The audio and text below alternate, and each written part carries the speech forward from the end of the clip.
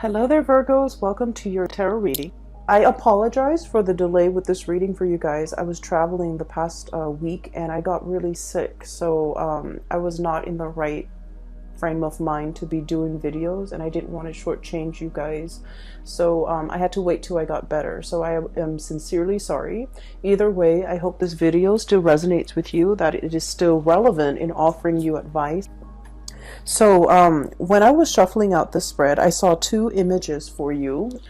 So first of all, the first image that I saw was, I see this cliff. It's midnight. The moon is out, and the moon is this a giant round full moon in the distance. Okay, it's so big. It's hovering over the horizon, but it's humongous. And on this cliff is a wolf. Okay, and he has like white fur, and he's howling to this full moon. Okay, so that's the first thing. The second image that I saw was at a train platform. There are two tracks. In the middle is like a conductor's booth or a ticket booth where people come and get their train tickets. And on either side are two train tracks. One is for outbound trains, one is for incoming trains. Okay, and so there's a train already stationed at the outbound area. So this is for like departure. And there are passengers on the train holding and waving their handkerchief. And there are people on the platform kind of like saying their tearful goodbyes to the passengers on the train. And then the train takes off. And immediately, like clockwork, there's another train that's incoming, that's arriving. And so I'm seeing a series of train departing, and then like clockwork, another train arrives. And the image, you know, just remain that way. One train leaves and another train arrives. It's also like, it feels to me like it's synchronized in such a way where something has to leave so that new things can arrive. Okay, and the new things can arrive until something leaves. So that's what it feels like. It's very cyclical. It's very synchronized. It's almost like preordained, designed, and it seems as if, you know, things are very much like clockwork, which is something you might appreciate because you guys are very punctual and you guys are very efficient with your timing. Okay, and you like things to be neat and to be predictable and to be, you know, synchronized. Okay. So going back to the first message, here's what I'm sensing. And this is something that I've noticed with a lot of Virgos. You guys behave very much like a Capricorn. Okay. Capricorns are known as like the lone wolf. Okay. They're the lone wolf in the zodiac. And they're very stoic. They're very self-contained. And when they make decisions, they don't really, you know, crowdsource. Okay, they're not going to ask their mom, their aunt, their uncles, whether or not they're making a decision. So the way in which they go about life, they're just very much self-contained, self-reliant, and resourceful. And, you know, they make decisions without a lot of fanfare, without letting people know what they're up to. So in a way, people think they're secretive or stoic, but I feel like that's just the way that the Capricorn operate.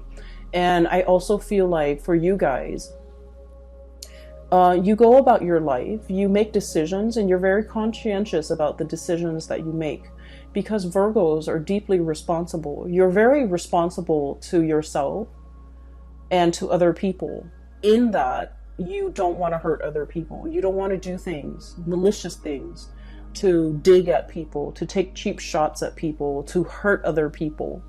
Like, you guys are not for that. And I feel like the only time you consider other people in your decision-making process is you don't want to make any decisions to, you know, in case it might hurt the other people. It might, I guess, inconvenience them in some way. So that's the only time when you're conscientious, and that's the only time when you kind of crowdsource and you ask somebody, is this okay for me to do this? Okay. But overall, when you make decisions, you're very stoic and you go about it your own way, and it's done without a lot of fanfare. It's done without a lot of like, without having to kick up a dust storm around it. Okay. And so in a way, that lone wolf prediction, or the depiction, actually not prediction, the depiction is a lot about you. It's a lot about you listening to that inner calling, okay? Howling to the moon, staying true, especially to that inner voice in your head.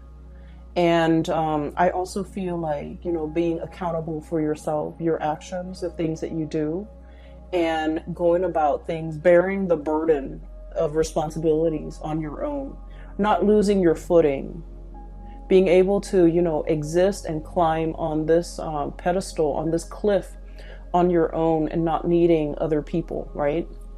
So that's what I'm feeling. And so I feel as if there's something that is really nagging at you, okay? This is like an intuitive message, or even like a psychic nudge that is really nagging at you because of that wolf howling to the moon. It screams out to me a sense of immense longing for something, wanting to call it into being, wanting to manifest it, wanting to create it, wanting to I guess, like verbalizing what it is that you're calling for, right? So then it comes into the picture. And what I have here is the shaman. And this is about divine wisdom, spiritual power. This is looking at things from a bird's eye view with a higher vantage point, so that you can see how all the parts fit together to form a whole. Seeing how things are very interrelated and interconnected, so that one decision made will have ripple effects to create, I guess, like a disturbance, or even to affect something that is further afield. And so I feel like you come into this holistic understanding about actions and consequences, about how every decision is not made in a vacuum. Something that we do, a few years ago in this part of the world could have long-reaching consequences in another part of the world in the present time. So it's almost like being spiritually mindful about the energies that we send out into the universe, so that we don't affect things in a negative way. Being responsible and being resourceful, and understanding that, energies, resources are very finite. And so we don't take more than we need. We don't deprive other people of limited resources if we're just, scrambling for resources to hoard and to hog. Okay, so I feel like you're coming into this really enlightened state of being, where you're starting to understand cause and effect, actions and consequences. And it's not just, whatever exists in your linear time. I feel like you're trying to understand how actions and consequences can reverberate through time. And when I'm looking at this, I also feel like, this sense of immense wisdom that is coming into your life. I feel almost like there is a situation that you're longing for, you might be clinging to, you might be thinking about the next step, you might be contemplating what is going to be made available to you, what is coming through. And I can assure you, the last two cards are about outcomes, are about, we start the beginning of the month here, and eventually we want to end here. And so where you are right now and where you want to be, we want to look at all the energies that are kind of like affecting, hindering, or helping your progress to get you where you need to be, okay? And so what I have here is the 10 of acorns. This is the 10 of wands. And then I have the star. And the star card signifies, it's wish fulfillment, okay? It's being able to achieve whatever it is that we desire. And when it's paired up with this 10 of acorns, 10 of wands, the acorn energy is the wands in this deck. It's about unburdening ourselves, letting go of physical belongings, letting go of expectations, letting go of things that are really bogging us down, making us very heavy. Resentment sometimes, resentment, clinging on to relationships, clinging on to a way of life, clinging on to possessions, clinging on to, you know, people that we feel very emotionally connected to, even though they might no longer serve a purpose in our lives. So I feel like there's an unburdening process that is happening here. It's associated with the star. So it's kind of like a reminder. You need to unburden. You need to kind of let it go so that you can move on, so that you can travel light, so that you can feel free to be able to attract and to manifest, to have new energies come in, to manifest new things, and to draw new things to come into the picture. It's like that platform, right? It's synchronized, and it's perfectly designed and engineered, where one train leaves and the other train arrives. Okay, so I feel as if there's a message here for you guys. Is there something that you're holding on to very dearly and very tightly, and in the process of not allowing yourself to release it, it's preventing things from coming in for you? Okay, so I want you to sit with that just for a moment. I'm drawn to that image where I mentioned, you know, with the train departing. There are people on the platform, they're saying goodbye to the people that they love.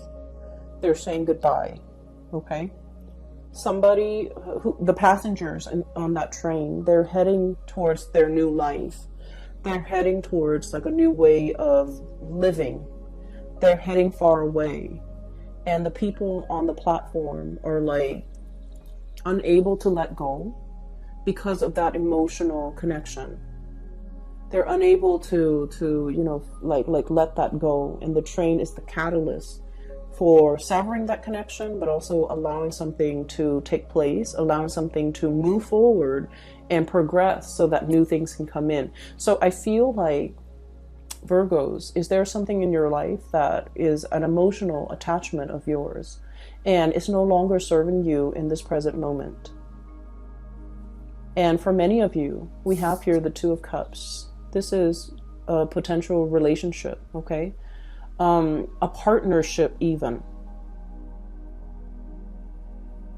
And this is a really, it's like a very exalted connection, because with the Cups energy, it's spiritual and emotional in nature. It's mutual support, it's love, and it's friendship built on mutual respect. And what I feel is happening here is, for many of you, you started out as the lone wolf, right? And life can feel very, very lonely, right? You're naturally, you know, you guys are a very shy sign. Like typically you don't want to be the center of attention. You're not like the wisecracking, you know, the busybody, the one that needs to be in the limelight. That's not you. And I feel like, you know, you go through your life as this lone wolf and you've transformed. You've met like a group of people that you are really emotionally tied to. It could be a work environment. It could be someone who's very dependent on you. It could be like a mutual situation where it's not toxic or unhealthy, but it's sort of like a really strong emotional connection. And you're unable to change your way of life, to, you know, move out of your location, to get a new job, to get a promotion, to progress, to want more. It's something that could potentially take up a lot of your time and energy and resources. And it's disallowing you from having that finite resource to devote to yourself. And so we are seeing this shedding of the, you know, the lone wolf energy, because you're in a partnership or you're in a situation that is demanding a lot more of your time, and you're preoccupied with it. You go to work and that's the first thing you experience in the day. You go to sleep at night and that's the last thing you think about. So I feel like it is really energetically pulling you. And I also feel like it's there's a lot of warmth. There's a lot of, you know, I feel like it's a really good connection. But then I also feel like it's preventing more things from coming in for you. Okay, it doesn't mean that this is somebody that's consciously making a decision to block your blessings. I don't feel that it's that way, but I feel energetically it's a little bit of a burden on an energetic level, because energy is very finite. You know, it's not unlimited, right? We can only devote certain amount of energy to certain things, and we can devote a certain amount of thoughts to certain things. And so you want to be focused with your goals, your plans, your actions as an individual, so that you can, you know, bring things closer to you that you really want. So I feel like there's something here about how being as a unit, as a couple, as a unit, as a partner in a partnership, it brings about a lot of blessings. But I feel like something has also run its course, where the obvious decision is to kind of walk away from it. Okay, and I feel that I'm seeing a like a female wolf. Okay, she might be pregnant, and or she might have given birth, because I'm seeing like the young ones in a cave. Okay, in the crevice of a tree in a cave, and then she's outside scouting and looking for food. So I feel as if somebody is going out scouting, somebody is venturing out into the world. They're exiting a place of safety. They're going out into the world to go scouting, to scope out the environment, to see what life has to offer, to see what else is available. And then I'm feeling somebody is like drawing them back in, like, no, don't do that. Don't leave me. Don't go there. Don't, so I'm getting here, somebody is afraid that you're going to leave. Somebody is afraid. And I feel like the energies, of course, can be switched. Because on the flip side of being the lone wolf is, being very connected. You might have an emotional connection to somebody, and you're afraid that they're venturing out and not coming back. You're afraid that troubles and dangers will befall them. You're afraid that they might be, I want to say, like, lured away from the cave, lured away from their path back to you. So I feel like there's a situation here where somebody is thriving better with independence, and the other person is disallowing that independence. Okay? So it's like, when somebody's old enough, they need to fly the nest. And if you're in a position where you can guide them so that you can steer them away from danger, you want to do that rather than holding them back, rather than not letting them develop to their full potential. So I definitely feel like there's a situation here. It's done out of love. It's done out of that sense of safety and protection. But it can feel a little bit like we're overreaching or overstepping our boundaries, or we're not really doing the other person a favor, because they need to venture out and kind of like experience life on their own. So I want you to look at this combination, okay? This is like, I gotta go out, I gotta find food, I have to go scope out the territory. I have to figure out, where the food source is. So it's kind of like an anteater. And this is an armadillo reaching out his hand, almost like, no, don't go. His or her hand. No, don't go. Don't leave me here. I'm kind of stuck here. This is thorny. I don't want to be here. And, it's like, if you're going to go, please come back. Okay, so I feel like it's a tearjerker. It's like the tearful goodbyes. But with the train, one train is departing, the other one is arriving. Everything is very cyclical. It's going to come full circle, right? So that basically means that they're going to go off and do their own thing. And then one day, they're going to come back around. So they have to leave first for them to return. And so I feel like this is really telling you to allow things and situations to change, to understand that, we have to let something go. If we love something, we have to let it go. We have to let the other person go to find their own life's calling. And if destiny takes them back to us, then it's meant to be, right? So it's like loving with an open hand, okay? Not a closed fist, but like an open hand, so that we can allow the best opportunities to come in for ourselves and for the other person, so that we both can grow. Otherwise, it gets very stifled and claustrophobic, and just, you know, it could potentially turn very toxic. Okay. I feel for many of you, you might be dealing with somebody who might have had their fair share of abandonment issues. Okay, so like, I feel that you have pretty much been like an anchor in their life. You're like the pillar of stability. You're the anchor. You're the person that they have always depended on. And when you say you're going to go, I'm going to be gone, you tell them exactly, I'm going to be gone half an hour, I'll come back. And sure enough, half an hour later, you always come back. So you're kind of like that pillar of strength and stability in their life. You're the one thing that is very predictable in their life. And I also feel like for some of you, it's like clockwork. They're so used to having you around, and I feel like they might have taken it for granted. They might have not seen the value in you properly. They might have I'm also hearing like downplay your importance in their life.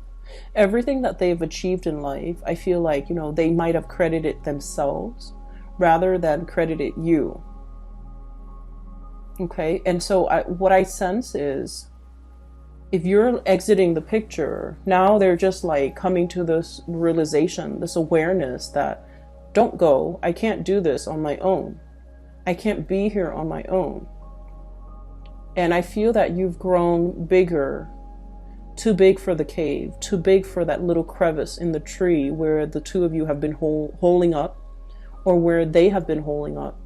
They're trying to get you back in.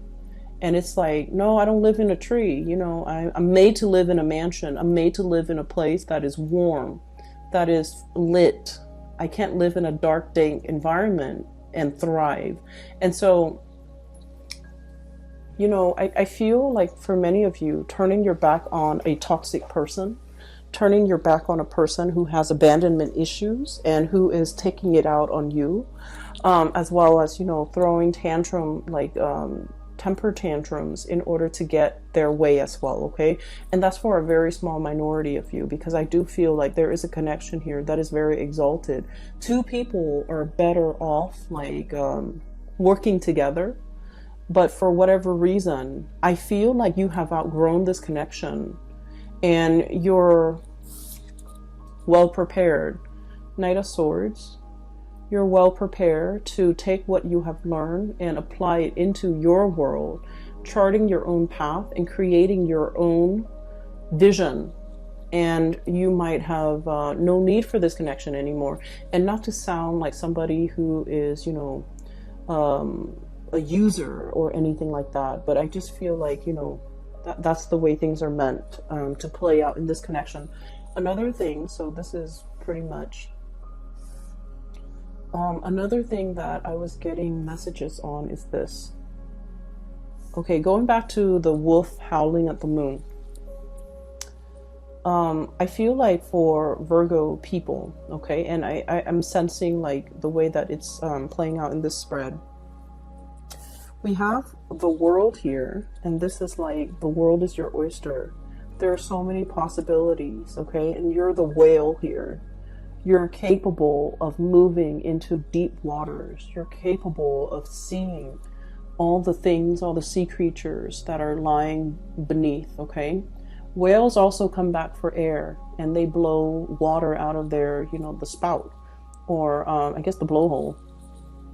And they surface for air. And every time they surface for air, they do that splash that is really, it's an amazing sight.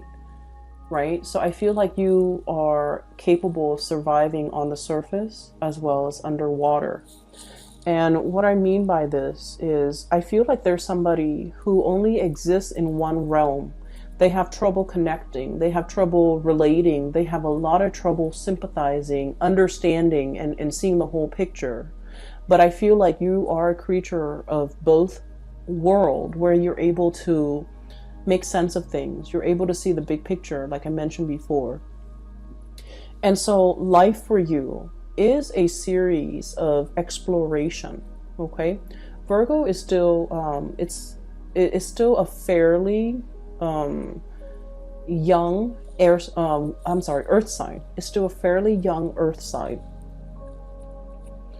And so it's asking you to embody this playful energy in the spirit of newness, in the spirit of exploration. For many of you, it can seem very scary, right? It can seem really scary to dive deep into deep waters where you might not be able to breathe, where you might not be able to see, where there could be, you know, dangers that you can't really foresee and escape from. However, you're the whale, you're big, okay? And so little critters are not going to mess with you, pretty much. And so I feel like your persona is really big. Your capabilities are very big. And that means in any situation that you find yourself in, you're going to be able to get out of it intact. And in every work environment, let's just use that as an analogy because I feel like you can understand me better. In every work environment, no matter what tasks your superiors give you, you learn it, you do it well, and then soon you become an expert, right? And so you might have gone in, you know, at the very beginning, feeling very afraid, apprehensive. Am I good enough? Am I able to do it justice, do the work justice? Am I going to let them down? Am I capable of doing this? Am I smart enough? So you have all of these self-doubts, you know, raging in your head. And then pretty soon you become a master at whatever task they entrust you with. So the same thing applies here, where it's like, yes, you're charting unknown territory, but look at your track record in the past. Have you ever let anyone down? Have you ever not been able to do something? Have you ever had to throw in the towel? Have you ever had to, you know, accept that failure is an option? I don't feel like that's the case. And so knowing that about yourself and knowing that about your history, I feel like there's a situation here where you're going to have to dive really deep. You're going to have to go through a process of exploration to figure out what is a good fit, to figure out what you need to master, to figure out as well where you belong. And so where I'm going with this is, you know, life is a series of departures and arrivals, right? We master something and then we move on. That is the lone wolf mentality, okay? It's not about staying in one place so that trackers can find you, fur traders can be able to track your footprints or paw prints and to be able to hunt you for fur, okay? So we have to adapt a little bit more of a nomadic lifestyle. It's not about being on the run or constantly running from something or moving from something. But it's about, you know, shifting from one location to the next, being a little bit versatile and understanding, especially once I have delved deep and once I have mastered something, it's time for me to move on to the next thing.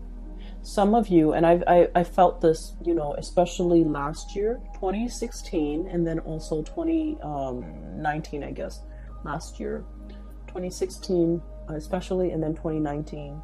Many of you have a big persona, okay? And this is not about arrogance. This is like, it's like an oversized brain. You manage to cram in a lot of things. You manage to learn a lot of things really, really fast. And you have become very, like, mentally very agile and very versatile.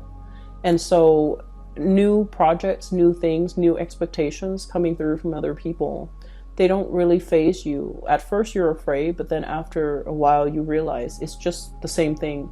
You have cracked a code when it comes to learning new information, storing new information, and you've done it in a way where other people haven't really mastered this. And so if you're aware of that, and if you can write a book about how that's done, what your process is, it would help a lot of people, because I feel like people don't really know how to synthesize new knowledge. Okay, but you do, and a lot of what you're doing is like you're dealing with a new task, and you're relying on something that you've learned in the past that is very similar to what you're doing here, and you're making those connections. And that's why, you know, assimilating new information for you is very simple if you can find a way to articulate that in a book, in a or even like, you know, in a panel, in a discussion.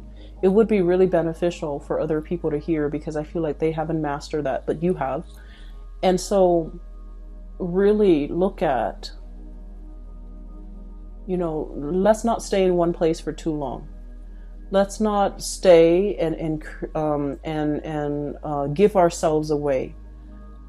You know, let's not let the hunters and the fur traders be high on our trail, and to smell our scent, and to be able to track us down.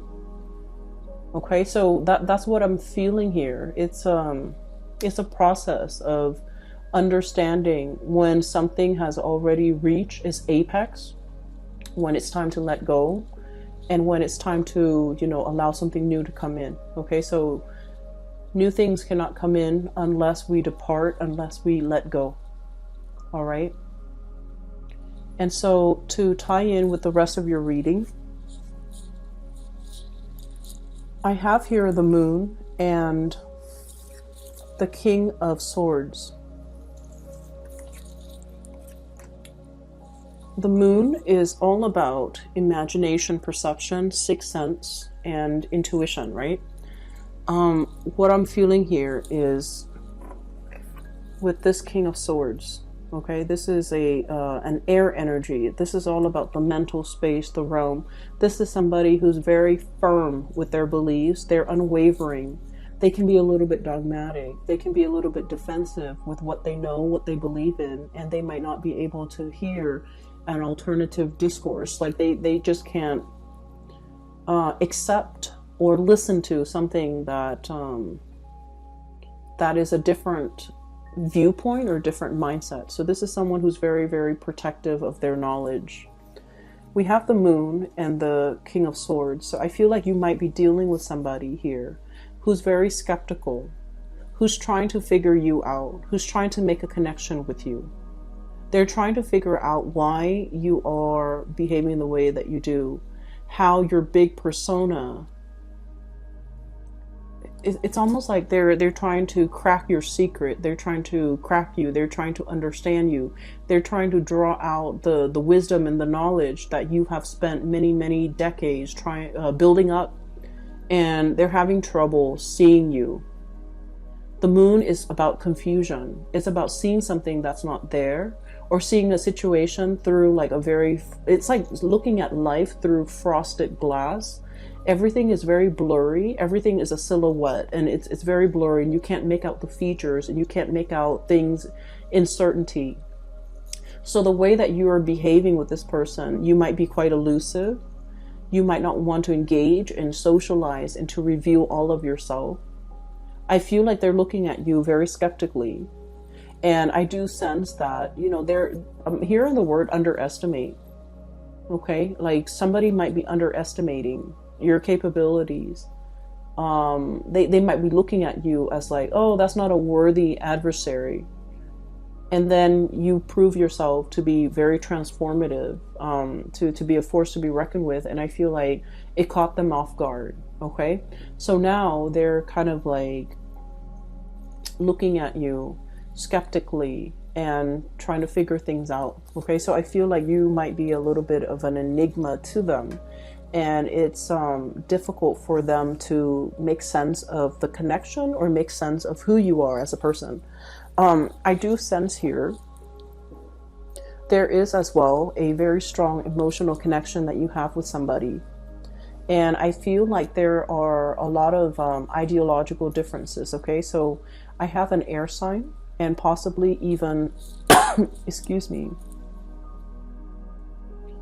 let me see, and even an earth sign. So Taurus, Virgo, Capricorn, Aquarius, Gemini, and Libra with this king of feathers.